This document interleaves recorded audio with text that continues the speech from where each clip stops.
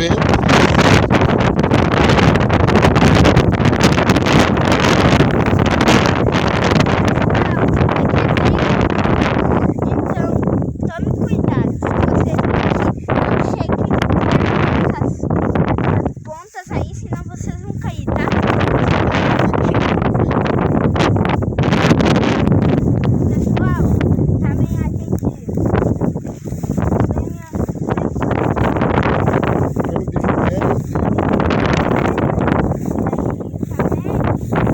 Passear com meu pai.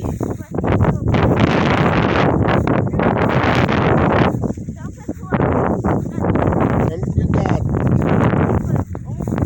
Vamos mostrar. Daqui a mão pro pai segurar tudo. Tu fala daqui.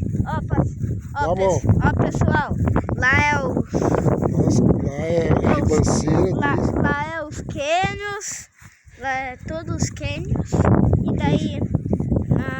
Diz assim, isso é muito perigoso. Isso é muito perigoso, porque se você ficar naquela pedra, vocês já caem. Diz assim, ó. Então não ficam. Você, criança que vem aqui, segure na mão dos seus pais. As crianças que vêm aqui, segurem na mão dos seus pais, tá bom? Então, pessoal, venha só de carro, porque senão vocês acabem olhando para trás e os seus pais não estão. Então, olhe sempre para frente, tá bom? Então, tchau, pessoal. Deixa o like e se inscreve.